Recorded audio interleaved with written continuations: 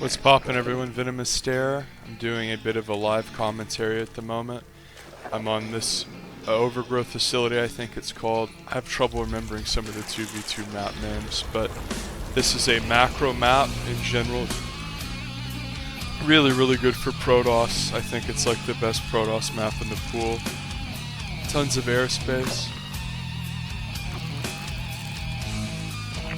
And the guy that I am playing against, Dot, we had a typical 2v2 thing where we were playing together and we had a disagreement and he was being an obnoxious little peckerwood.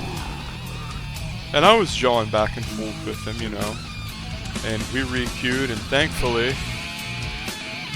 it's probably a Reaper, thankfully we're on the opposite team. This is one of the best things about 2v2. It looks like this guy's just going for like the most autistic Reaper cheese in the whole world. I mean, you should never put your buildings horizontal like this because you can't do add-ons afterwards. Really dim-witted.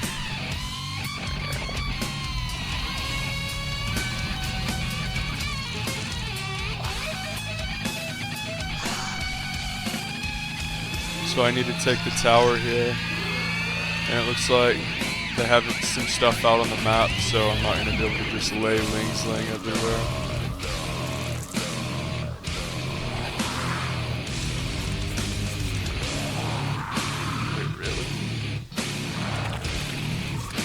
The fact that he has speed that early, like, is not a good sign for us. I'm gonna make a few more links, in fact. Don't have my dance nests yet. A lot of people in 2v2 will just do retarded link floods, especially bad players. And the ladder is so fucked, my MMR is way lower than it should be. Last season, I'm floating a lot of money here. I still think he's going to all in based on that speed timing. It looks really weird. He shouldn't have a third. Okay, this is the Terran side. Okay, yeah, they're the lings. They fucking knew it. Inside.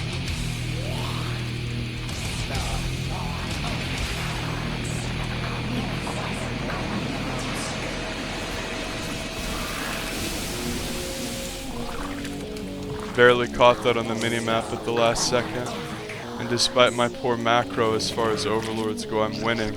Now this idiot with the Reaper should be able to do devastating damage, because the Zerg is either going to be way behind the drones. I'm probably 20 drones ahead of him at the moment.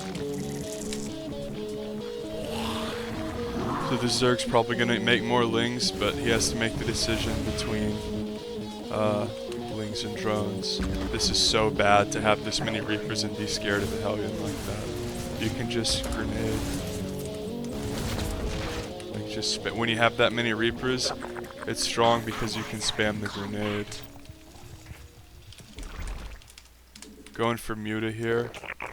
The Spire's way ahead of mine though. Sort of worrisome.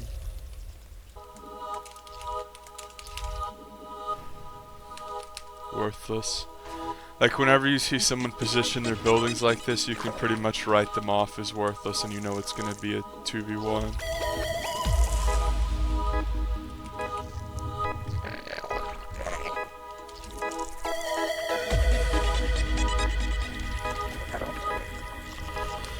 I'm really worried. We're behind at this point because of my ally. I want to save gas for mutas, but I feel like this guy's going to run in with the big swell again. Gotta be really diligent not to get supply blocked. I have an overload coming. I'm going to go ahead and get 1-1 because I feel like there's a decent chance I might have to transition out of muta. So I have 6 gas income, which is nice, but I'm not going to have like a huge spike of money to make a ton of mutas. I could have delayed all 3 of these upgrades and gotten more mutas, but the data is so much more when that happens. Alright, so we're going to have money for 6 mutas. This scan is why you should creep drop overlords and hide your spires in weird spots. Moron.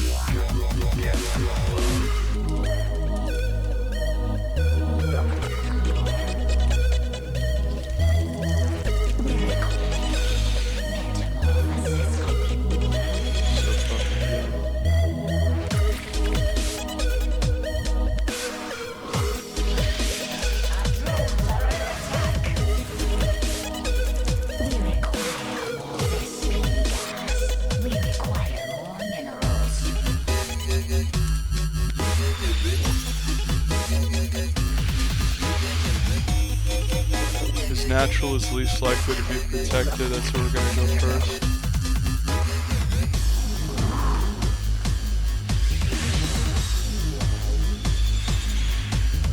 Here comes the first turret.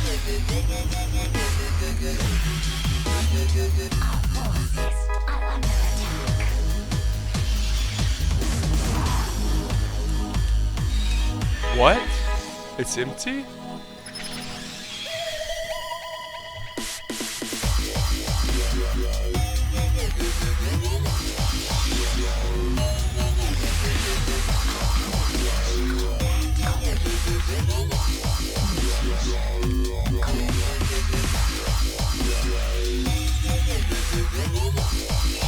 Sloppy micro. Yeah, the spores do extra damage to bio, so mutas are fucking terrible against them. My fucking sound is too low.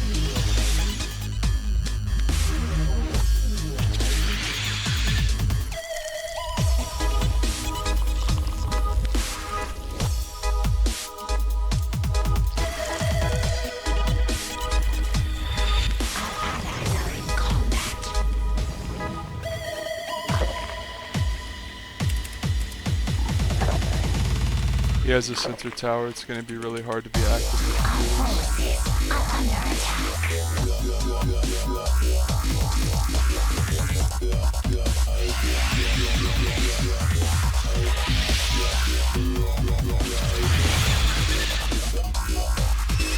Last time I played with this guy, he delayed his medevacs.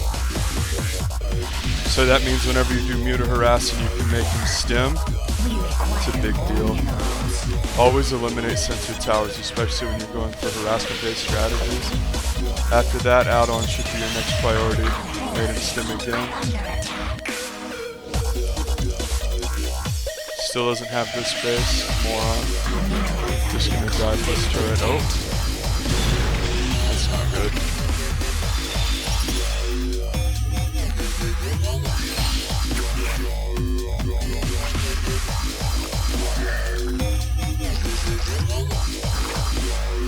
So the way you counter Hydras is with dance.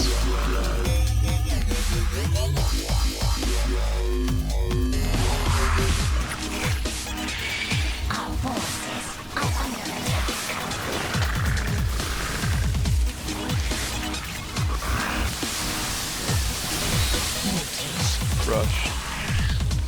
Mineral field depleted.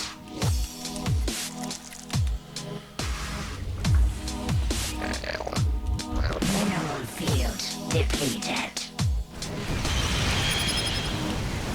Someone goes for a mine trap somewhere, they're probably not gonna like in the mineral line, they're not gonna have another mine trap in the other mineral line.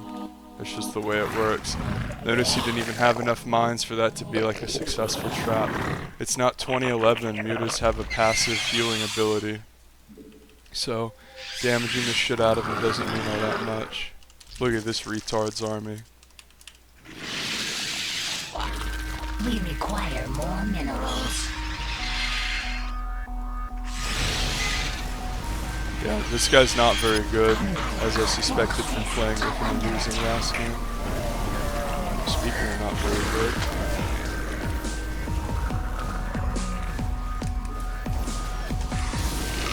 Our forces are under attack. We require more minerals. I fucking misclicked my mutas. Our forces are under attack.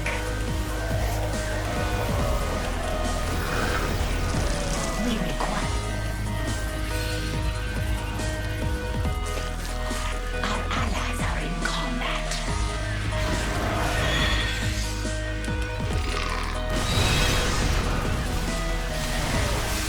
Our allies are in combat.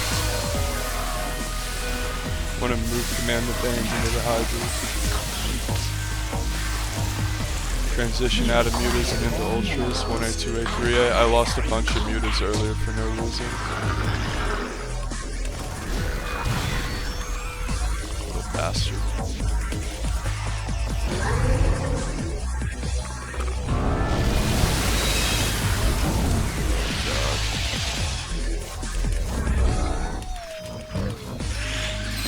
remember our ally's brain dead and he's not gonna do shit the whole game.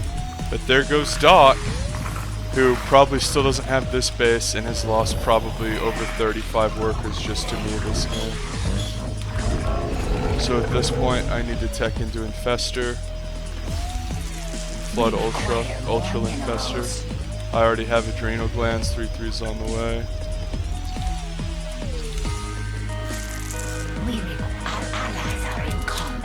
Use spacebar to get my camera key hotkeys right. This guy's like literally no idea how to play. You just put them back here and then siege up 4 Venn diagrams and it's like impossible to deal with, but he's a fucking moron.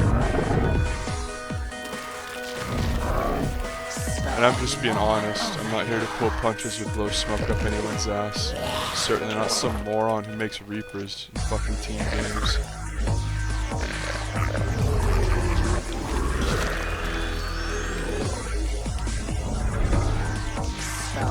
Still. There you go.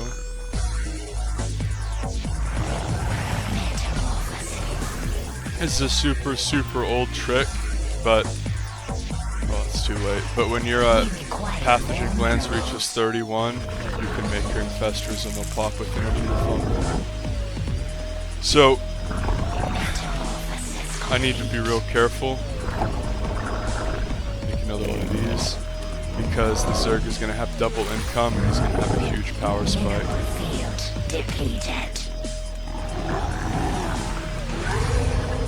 And look at this guy. 0/0, no shields. Horrific.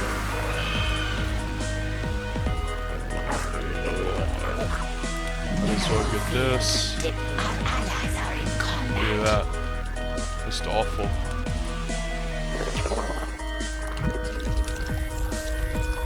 Okay, I'm just gonna get a few more drones. Sort of a questionable decision.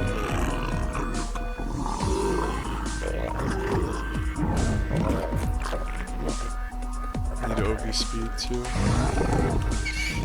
Mineral field depleted. Just gonna shift click some wings out of the control group. Get a little map control, see what I'm dealing with. Okay, that's what I figured. Also, when a limit is creep, it's not really that important in this situation in a 2v1 where I'm Zerg, but it is vision. Okay, so he has a lot of Hydra still. But I mean, my army should fucking destroy his. And all Debbie Down Syndrome has to do is move his 0/0 unit somewhere in the meanwhile. Metamorphosis complete.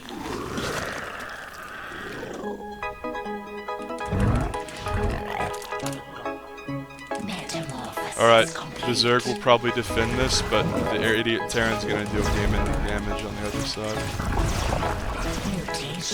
I'm just gonna go after T and get his income out of the way.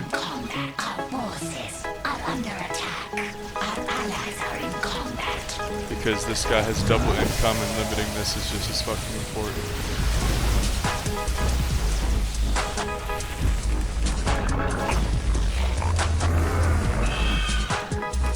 Oh lord, that fucking micro.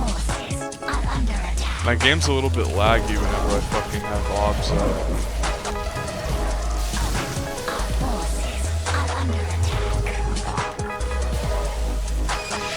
I'm just gonna get rid of these mutas, they're worthless at this point.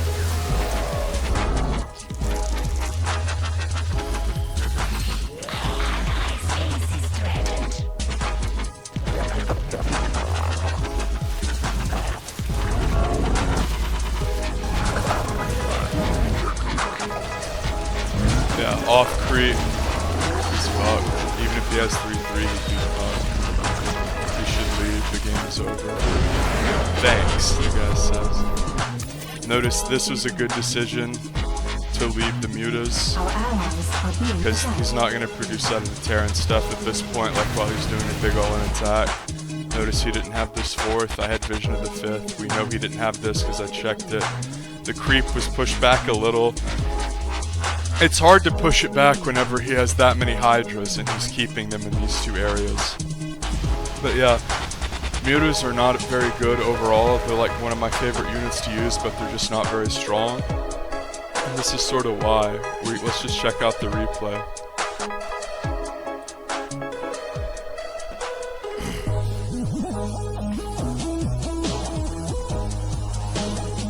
Okay.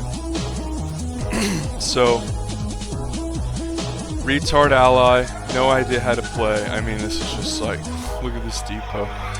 Fraud. No orbital. I mean, this guy like just straight just installed. So, whenever you like this guy's, he's like, first of all, he's not being a dick. Second of all, he's like clear. He's not just like bad. He's like new, right? So there's no point in like flaming him or like trying to like encourage him. You pretty much just have to treat him like a baby or like he's like your little brother or something. Like, when can we go? Like, it's 7 minutes in the game. You only have Reapers. Like, you die to everything. Like, literally every single unit on the map counters you. Because Reapers are like an early game cheese, right? So the idea here is I distract him with the mutas, and Debbie Down syndrome here is going to run in and hopefully hit either where I'm not going or where they don't expect. So let's see what happens. One of the most annoying things about maps like this, like if I'm going to harass the pocket natural, look at the beeline from my base to his pocket natural. If I just rally my mutas in, they're going to fly and die. And like, so the way you do this is like you click your muta hotkey 2, like you select your mutas with 2 and like right click them over into the dead airspace and then just box these group that you're harassing with. It's really tempting to like flick back and forth between your armies with the camera with just like straight hot. See, I saved one there after I realized what was happening, but yeah. It's like this is what I was hoping he would do. He would just run into an area where I wasn't. And see, this guy hasn't taken a natural, or his pocket natural I should say. So this is just huge. He's at 30 workers, which is behind even the guy who just installed. And notice I shift clicked one muta out to hunt down Ovies. The Zerg is terrible, so he doesn't have many out on the map, but so there he ran in with the Reapers and did a little damage. He did kill the turret, which is nice. One of the things about mutas vs Zerg is back in Heart of the Swarm, this was like Idra's favorite ZBZ meta was like early Heart of the Swarm, mid Heart of the Swarm. It was straight muta versus muta. Zerg players would do everything they could to cut corners and squeeze every last muta out in Zerg versus Zerg. And this was actually my favorite meta of ZBZ too, because a lot of it had to do, it was similar to Brood War ZBZ, where it was a lot about cutting corners and squeezing out every last muta that you could, whereas ZBZ now isn't really like that. So now that all of my units, my mutas are bunched up together, I can harass more effectively. And I'm gonna go into this third. This turret is, or this bunker is sort of cute, like, it's decent against some things and really awful against a lot of others, if that makes any sense. You're better off on this map building out your defense here, and then making like 2 or 3 turrets behind the mineral lane. So like I said, targeting add-ons is what you want to go for whenever you're doing muta harass.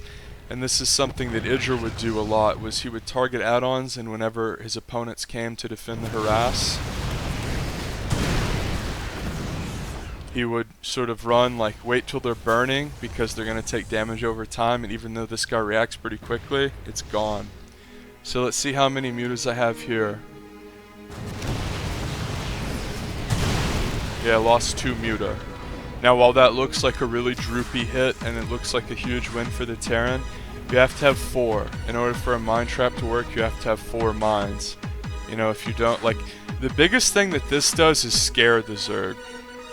It makes them less likely to run in, and then they have to get detection, which, like, they already have layers, so it's not a big deal, but notice I'm already up to 69 workers, way ahead of either player on the blue team. And here, let's just talk about the basics of defending a push with Zerg. So most importantly, vision, you have to see the push coming.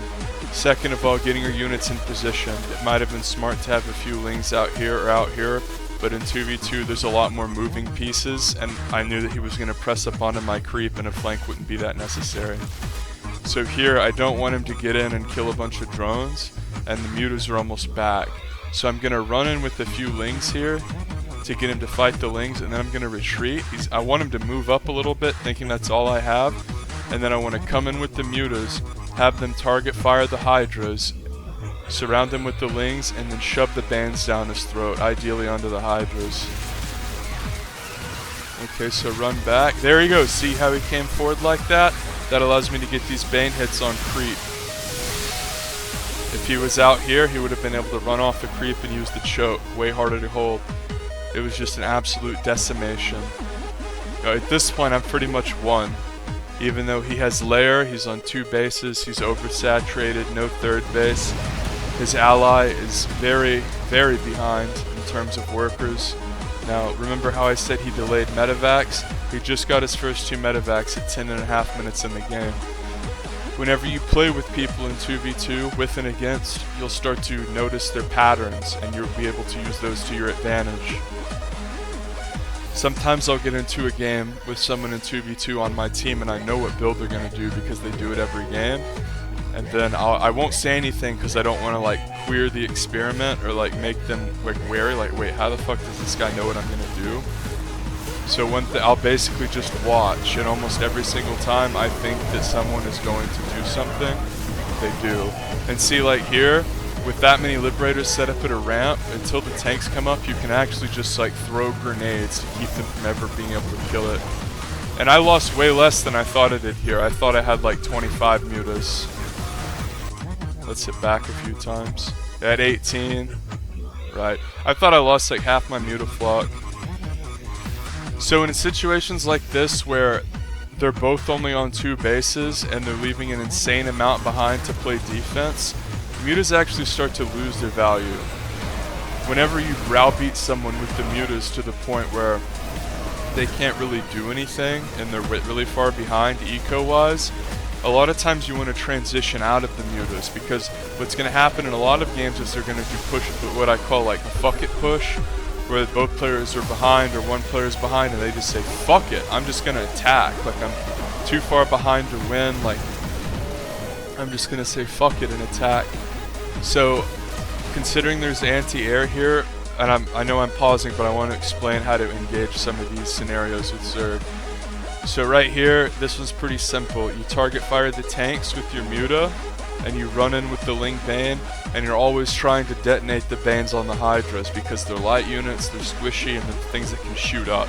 If we kill all the Hydras and all the Marines, which there's like no Marines here because of his eco's been fucked up so badly.